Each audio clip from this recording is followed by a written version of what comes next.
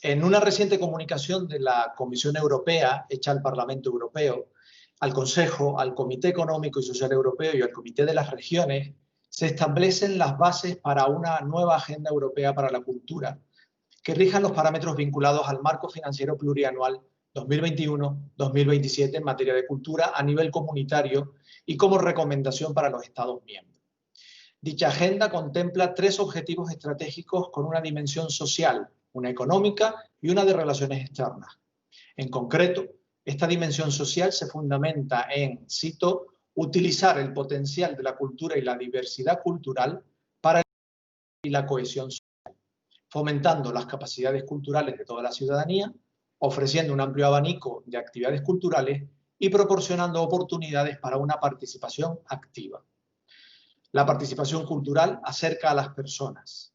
La cultura es un medio ideal para comunicarse, superando nuestras barreras lingüísticas, para capacitar a las personas y para favorecer la cohesión social, especialmente entre aquellos colectivos más vulnerables a las inequidades de nuestro sistema social y económico.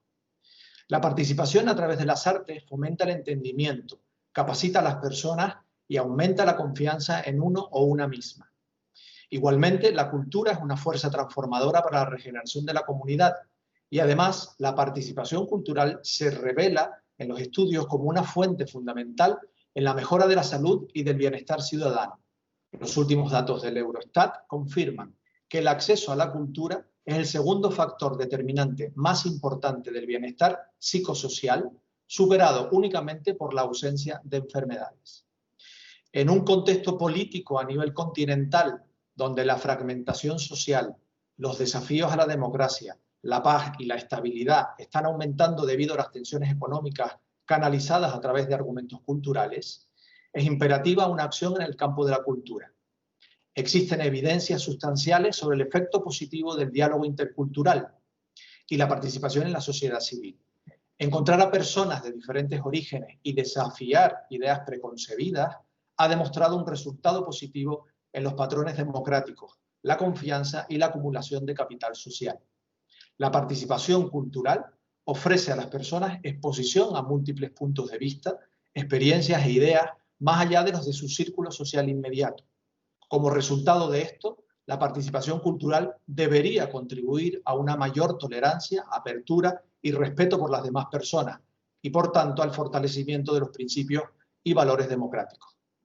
Desde esta perspectiva, Roce, la red española de organizadores de conciertos educativos, que aglutina los departamentos educativos de las principales auditorios, orquestas, casas de ópera, fundaciones culturales privadas del Estado español, así como investigadoras y profesionales de este ámbito, propone este Encuentro Roce Tenerife 2020, bajo el título Música en Comunidad, Participación, Inclusión y Bienestar, que planteamos como un espacio abierto al análisis y la reflexión en nuestro país, y para todas aquellas instituciones y personas del ámbito de la lengua castellana que deseen colaborar para una mejor comprensión de la amplitud de estos conceptos y cómo aplicarlos a nuestro trabajo en nuestras estructuras culturales. Para ello, en esta ocasión, tenemos a 2 especialistas, sin duda, en esta materia. Nos acompañan el profesor Higgins, Lee Higgins, que es director del Centro Internacional de Música Comunitaria, con sede en la Universidad de St. John de York, en York, Reino Unido. Ha ocupado además puestos en la Universidad de Boston, en Estados Unidos, el Instituto de Liverpool para las Artes Escénicas y la Universidad de Limerick en Irlanda.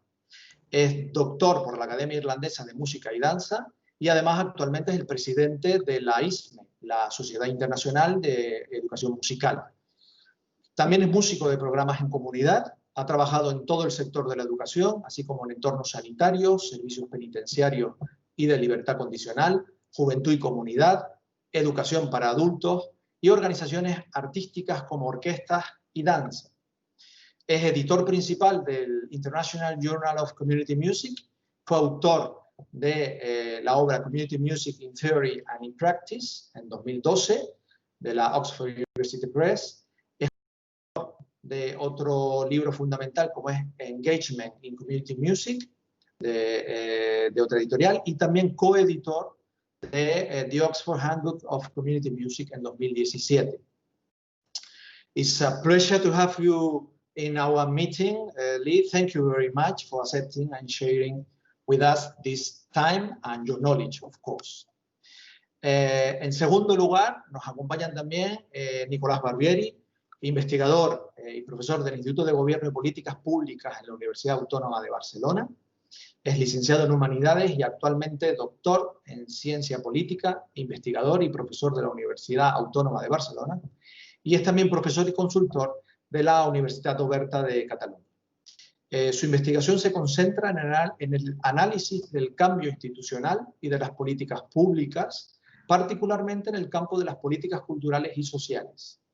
Es autor de libros importantes en nuestro estado, como ¿Por qué cambian las políticas públicas?, una aproximación narrativa a la continuidad, el cambio y la despolitización de las políticas culturales, y del libro Proximidad, Cultura y Tercer Sector en Barcelona, más recientemente en 2011. Bueno, muy bienvenidos a ambos, muchísimas gracias y a partir de ahora es su turno, it's your turn.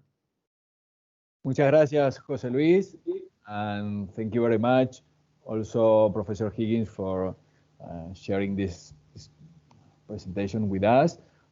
It's a pleasure for me. It's also a challenge to share some comments with you. I have learned a lot with your lecture, with your video that I have the opportunity to see before. If you think it's okay, it will be a pleasure for me to share some comments, some questions with you if you agree. Yes, that would be fabulous. It's really lovely to be here and nice to meet you, Nicolas. Okay, so the first issue that I would like to talk with you, which is an issue that I have been doing some research these last years, is inequalities. Inequalities in cultural participation, and particularly, obviously, we can talk about inequalities in music participation. And coming from your lecture, I strongly agree with your idea that we already have culture and that we can consider us as cultural participants. It means, I think it's no sense to talk about non-participants in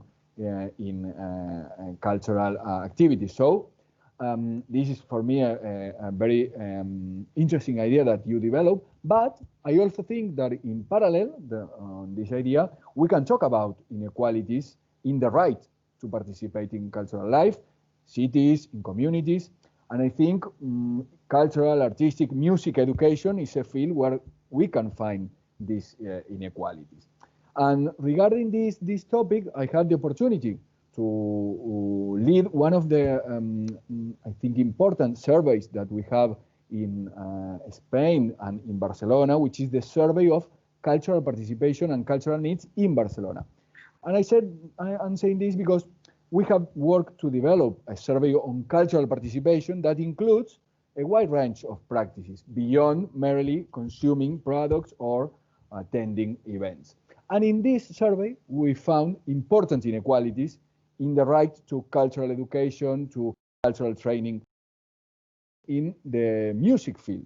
And when we talk about cultural education or music education or training, we are talking about any kind of training, formal, informal, and most of all post-compulsory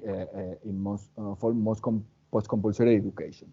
So one of the main topics, one of the main factors that we think it's important to understand these inequalities is the neighborhood. Is the neighborhood where people live, and obviously the household income related or connected or linked to this neighborhood. I can show you some data regarding this topic. Maybe then we can share with the rest of the people that is listening and seeing us. But I would like to know your opinion about this idea of inequalities, which is for me, even if we can consider us all cultural participants, which is for me an interesting and relevant topic, particularly in music. I don't know if you think it's still an important problem to address, and particularly in non-formal or informal music education, which is connected to community to music and community music, which is your topic. I don't know if you think this is still an important problem to address. Thank you very much, Nicholas. Yeah, I mean, I think the whole premise around the things I was speaking about was, speaking to inequalities. I think it is about trying to recognize that value needs to be given to people's cultural expressions. And I think music is one of the things, and it's interesting in your survey that you say that music came out one of the biggest issues, and maybe that's not a surprise. I mean, one famous ethnomusicologist, Bruno Nettel, once said, and it's something that's important for me to think about, is that if somebody came in from the 19th century and arrived in contemporary society, everything would look different except for music conservatoires, except for music. So, there's a sense of those traditions really being very strong, and teachers learning or musicians learning in certain ways and just reproducing those ways. And so, community music as a lens through which to pass critique on music education, training, music learning, etc. I think, it's really been developing its scholarship over the time, and its focus really is, I think, around inequalities and the kind of the hierarchies and the power that is at play within institutions and such like. So if we're thinking about, I'm just trying to think about your point around neighborhoods and communities. I mean, cultural democracy in that sense, that's a call to action, and it's a different kind of standing point, the democratizing culture, which we had a lot of here, which is opening up the doors of those institutions, concert halls, opera houses, and in a sense allowing people to walk through the door is very different than adding value to those things that are already happening. So if we're talking about non-formal places or informal places, those inequalities still exist, and we really need people to be part of decision making. I think community arts, community music is about recognizing that there's power. I mean, in my video, I just talked about even running a workshop, the idea of facilitation, that idea of recognizing power structures within the notion of community music as acts of hospitality, and then really trying to get people around a table to be part of that decision making. And I think that also is a challenge to the organizations that are in power, even if they're community-based organizations. We know that cultural leaders, they become leaders in very specific ways, and sometimes there's definitely power in there as well. So it's really trying to, I think, cultural democracy maybe will never fully arrive, and we've got to work within the power structures that we have. We've got to change some of those things, but I don't think this is about it's not completely swapping one hierarchy for another. So, and an example of that might be a music conservatoire, which is particularly around Western classical music. It's not getting rid of that altogether and replacing it with something else, but it's understanding that things need their value and enriching the kind of cultural lives of people, and so people in the neighborhoods really see themselves in the activities. I think that's the thing, but it really is, I think, understanding and acknowledging the power between people and trying to work in those things. So inequalities, yes, still a really big issue, and it doesn't surprise me at all that in your survey music was one of the highest. You are talking about the topic, the issue of power relationships, and one of the issues and subjects that I would like to also ask you and maybe asking you to say something more regarding this question is the idea that cultural practices, and also we can talk about music, as you are saying, are conditioned by these power relationships. Sometimes this can generate exclusion processes, not only connected to the neighborhood, but connected to gender, social class, ethnic, or even in this case, territory. And even in community context, I think we can find this kind of exclusion processes. I would like to ask you if when you have been working and doing some research in community context, what's your position? How can we deal with this kind of exclusion processes in these community music projects? Did you have to face this kind of exclusion processes, and how did you deal with these kind of processes? I think your idea of hospitality is connected to this topic, but I would like to ask you what was your way to act when what is the way to act when you find this kind of exclusion processes in community context? Yeah, I think it's interesting. I think it's interesting to acknowledge that inclusion and exclusion are kind of linked in a way. I'm not sure that there's ever anything that's completely inclusive. And so the acts of hospitality idea, with its etymology being both hospitality and hostility, and something for me in terms of ways of acting or ways of being, is to try to find ways to negotiate those tensions. Those tensions are never going to disappear, because what we want here, and I can hear clearly from you, Nicolas, that we want something based in reality. We want something based in what's going on now. So I think it's dreaming, being optimistic for change. Is we got to have that, but at the same time, what we're talking about now is not an idealistic, big fluffy something. You know, it is something that needs to be based in reality. And one of the things that we know is that we need to get organizations and people that represent those organizations to take risks. They need to take risks to destabilize their established positions, because often my experiences in these community setups are, you know, I think you talked about interventions at one point, or I certainly did anyway, and I think there's an acknowledgement that people want to keep some of those borders closed, even within those community places. So a willingness to risk the stability of established positions.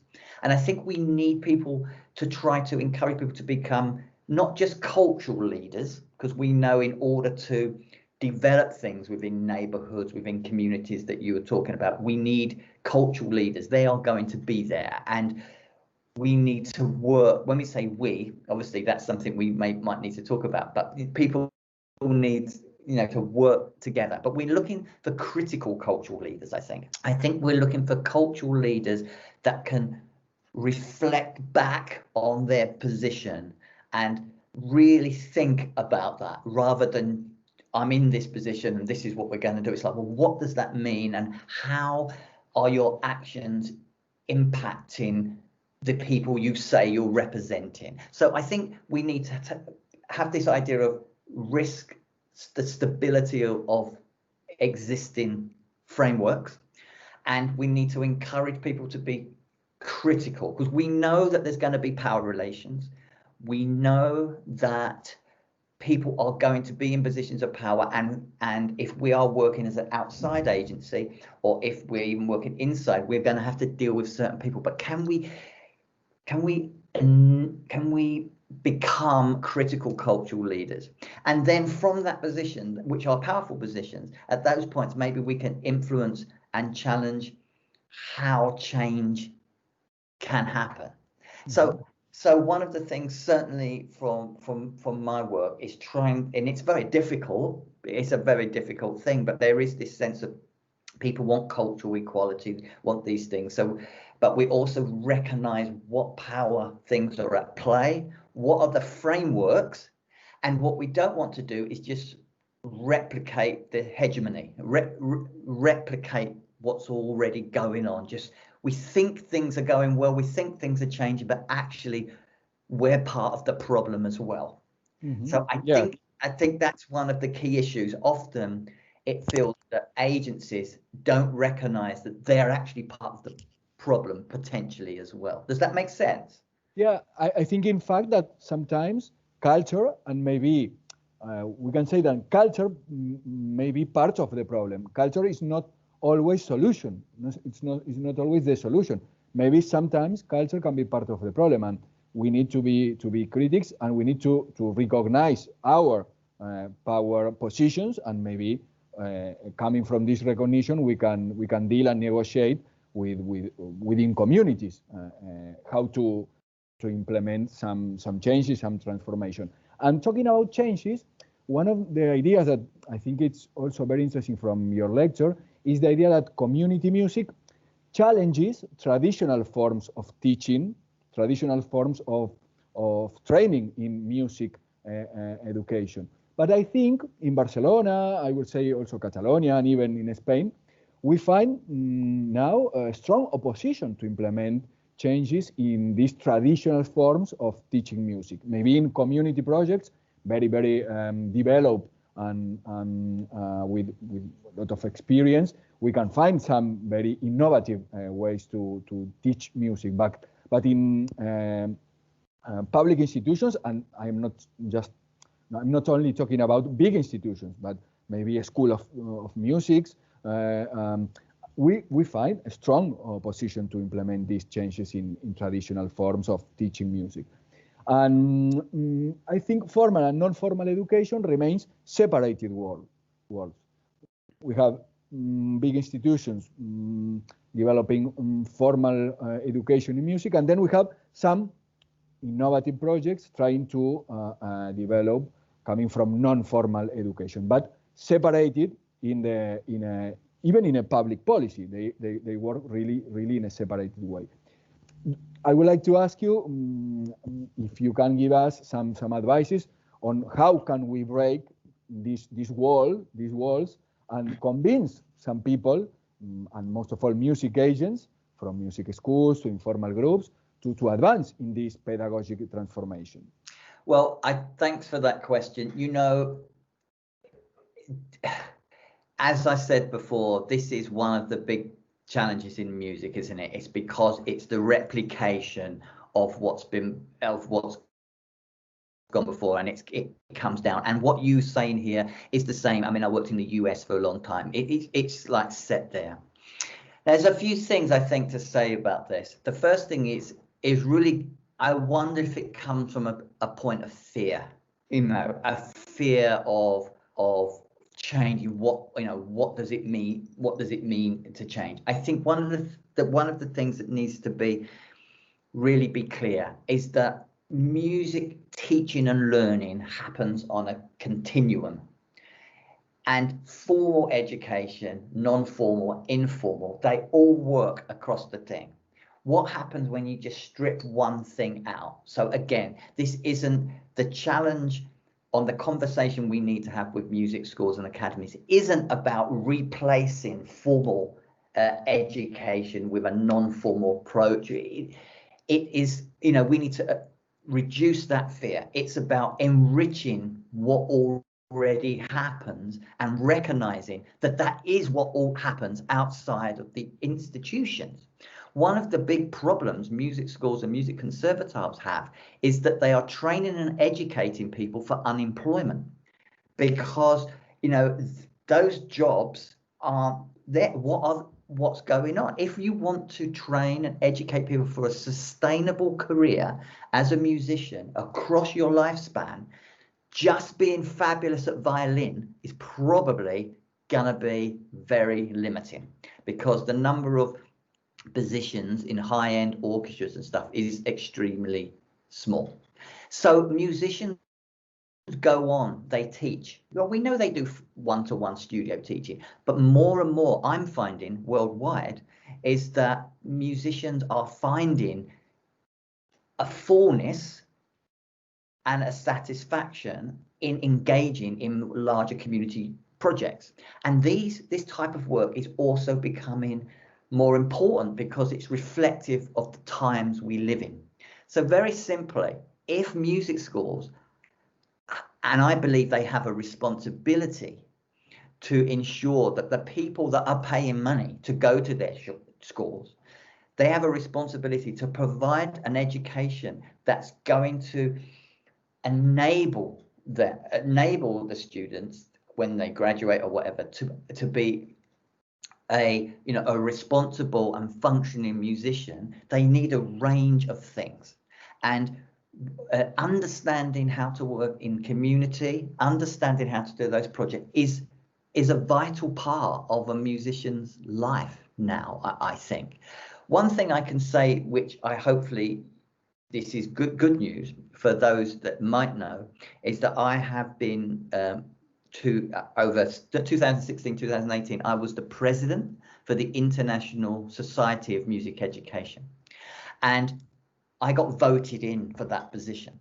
So what that means is, out of our members, and we have members from 93 countries, the things that I believe in were enough people in the organization believed in them to vote me. What I think we can take from that is that there is an appetite now for some change. And I think there isn't a recognition that things have changed. And in lots of institutions, really have changed. International Society of Music Education, ISME, for example, is really clear now that music education is a broad thing.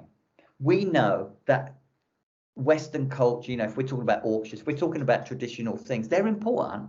No one's saying they're not important, and no one's saying that type of training isn't necessarily important. But what we're trying to say is that can't be it. And it's the same as cultural democracy, that idea of nobody's saying we want to get rid of, well, I'm not saying we need to get rid of all the concert halls and we need to get rid of all the opera houses and have just community projects. That's not what we're talking about. What we're talking about is we need to change the social justice.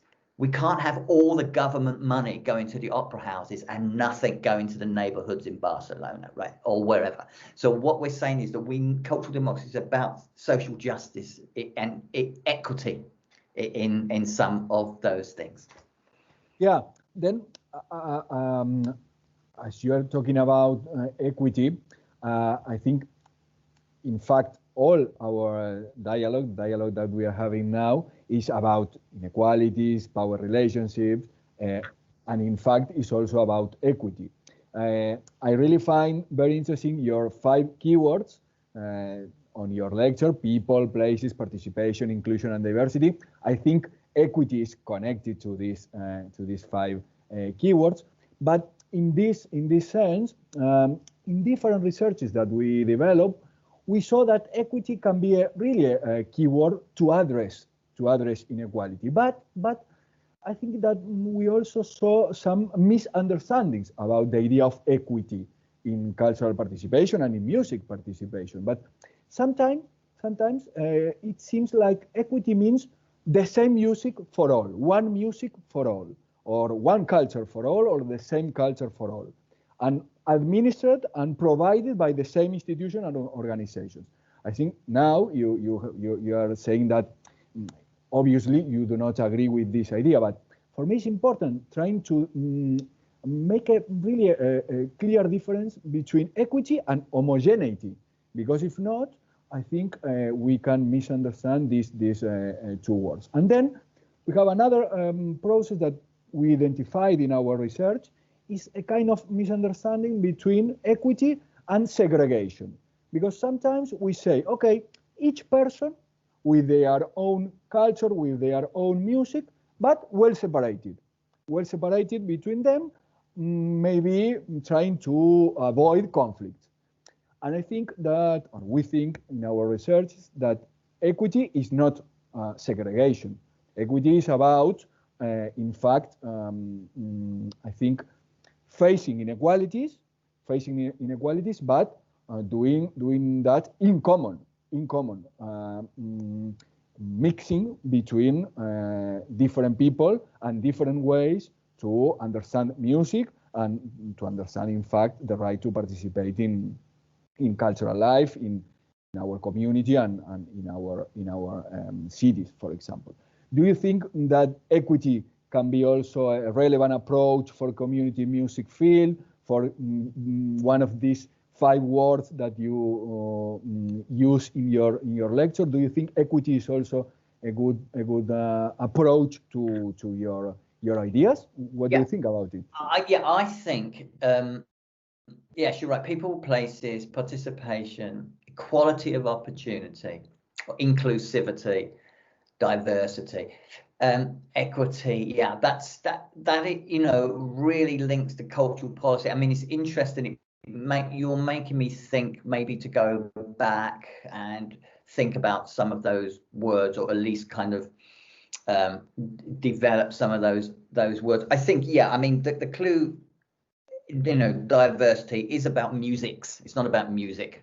It's community musics, isn't it? It's that S is really important. So it really is supporting difference. I mean, difference is at the heart of like acts of hospitality and those sorts of things. So it is celebrating people's differences. And I think if you think about broad scholarship in music education, back in the sort of 1980s, you might get multiculturalism, but those things have got some associations with like the American melting pot, but this isn't what we're talking about. Okay, it's about cultural diversity. It's about celebrating diversity, but at the same time, you still want people to value different culture. So it's not about, okay, you're from Syria, you've got your music here, you're from I don't know, Spain or something, you've got your music here. I mean, it is about trying to address issues of valuing people's cultures, and we see that, don't we? It's a very timely thing. Black Lives Matter, with the refugee situations. I mean, I think as a critical lens through which to look at our little piece of the pie, or my little piece of pie, music,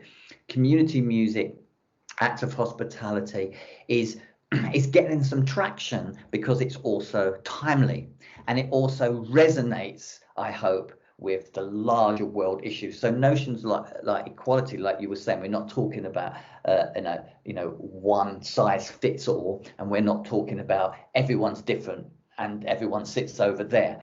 I mean, there's work to be done. So notions of equity, it's interesting that you say that you're finding some misunderstandings of that. I think in the music literature, I don't see equity that much, although I must tell you, in the last 2 days, I've been reading the final submission of one of my PhD students' dissertation, and it's all on inequalities and equities and cultural leadership. So it's something that I might share with you, because I think it's really getting at the heart of some of the things you're talking about, but it's also really looking at notions of policy and what does it mean to be a cultural leader in the United Kingdom. So I think that I should definitely share that with you, and I'm literally reading it this week. Is the final submission. So it's very good coincidence. And what's interesting to me is that you bring this up now.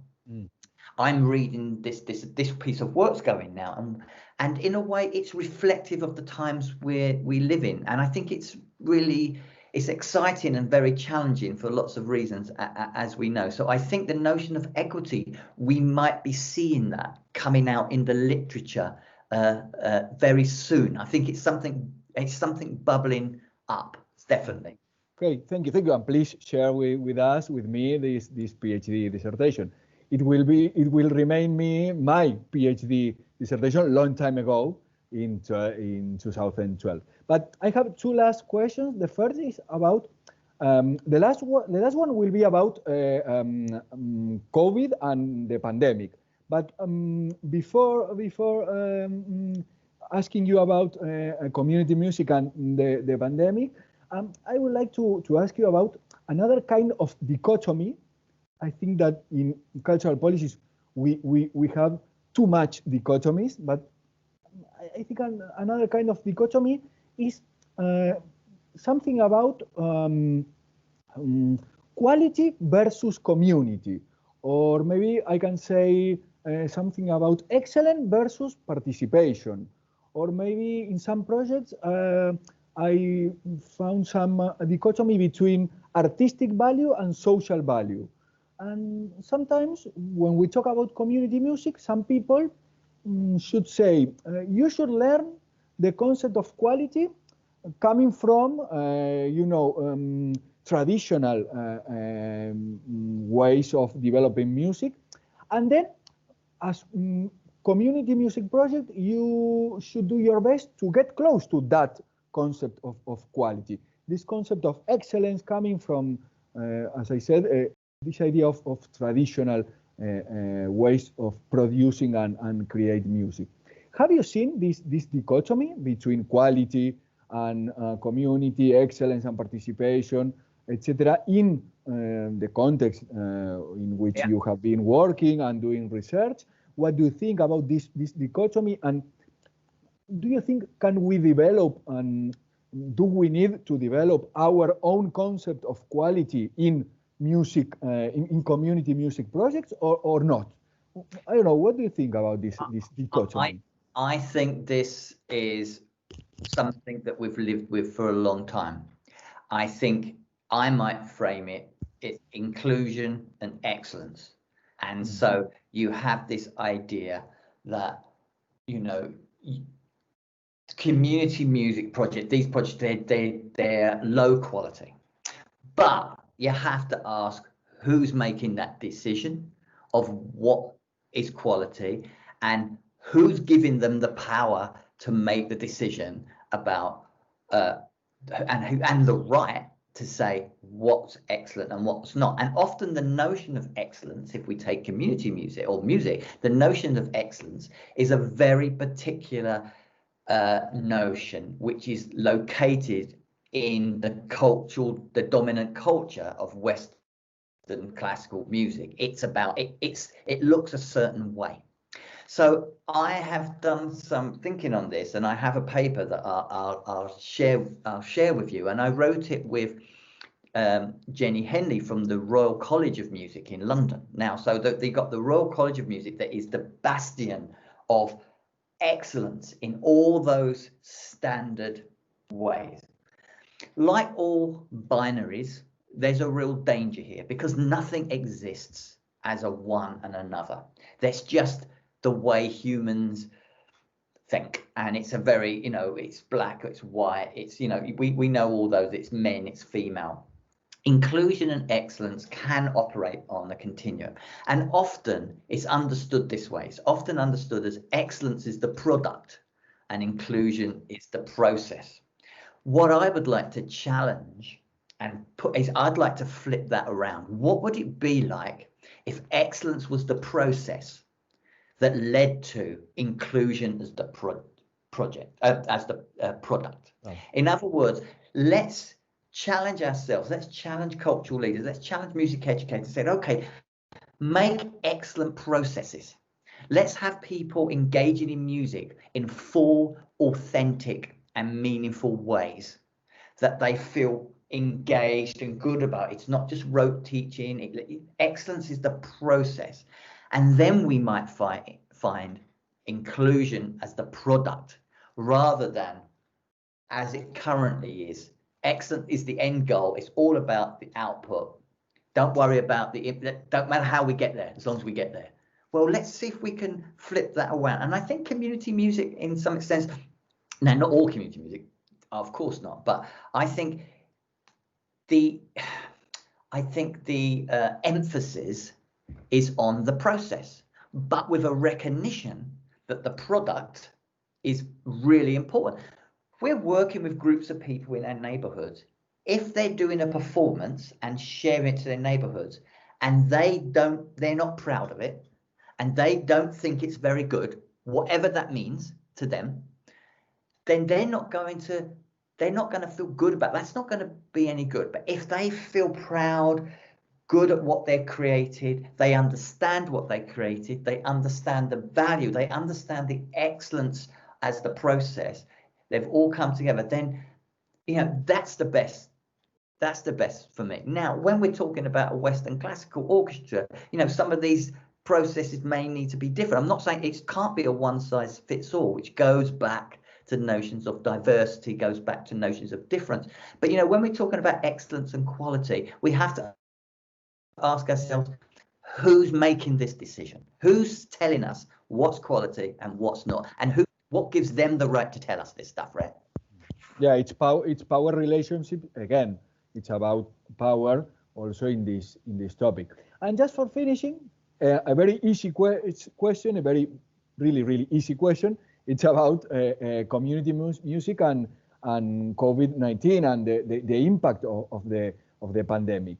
Do you think pandemic is affecting in a particular way, deeply maybe than other places and cultural practices, community music projects? Do you think pandemic is affecting opportunities that community music projects has created and opened these last years, and now with the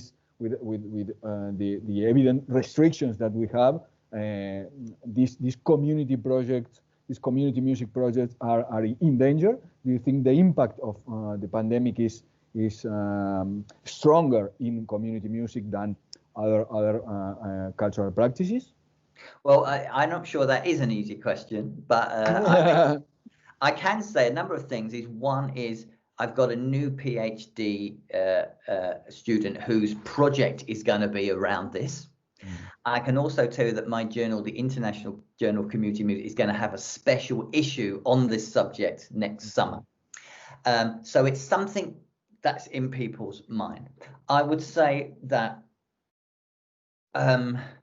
it's been very difficult for new people in the field. So just taking those that are working in the field, it's been very difficult because their projects have just fallen apart. So it's been hard for musicians on the ground. For those that are more experienced and have groups running, a lot of things have moved online. If you think about community music as a relational, or music really as a relational form, a lot of things have gone online. So we've seen a lot of choirs and such like going online, a lot of early years work. I know a lot of people that are doing stuff online, and there's been some surprises, there's been some opportunities. They've seen, in some instances, they've seen larger participation, believe it or not. There's more people are coming more regularly to the group. They don't have to leave the house, I suppose. They can just switch on. And they've seen engagement in different ways, because we know if we've got a group in front of us, as a facilitator, you're trying to bring everybody in the group, but there's always people that want to speak more than others. And the Zoom environment is enabling a kind of conversation differently. So there's been some opportunities, and there's been new things happening. But honestly, I haven't met anyone yet that hasn't said that it's just so much is missing, because music is important, but actually community music is about the social interaction. It's about being together. And the online stuff is okay, but there's a lot of things missing. I think we're doing our best with it, like we're doing our best here, but it'd be much better for us to be in the space together. So I think people are trying to do their best. I think definitely this pandemic, like with everything, it's going to leave a residue that's going to last for a long time. And, you know, there's going to be some things will never be the same.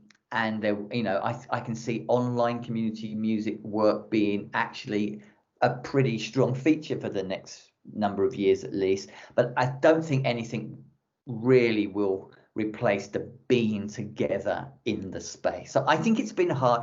It's been hard for everybody. It's been hard for community musicians, but community musicians are resourceful. Often they're entrepreneurial. They try to make their own work. So people are trying to make the best of it. What can you do? Let's hope it goes soon. Okay. So thank you very much, Professor Higgins. I think that's all for me. And I also have learned a lot through this dialogue. And I really thank you. And we stay in contact. You said that you have really good references to send us. So thanks again. And I hope to continue with this dialogue in another opportunity. Thank you very much, because I really appreciate your thoughtful engagement in my work. Thank you very much. Bye-bye.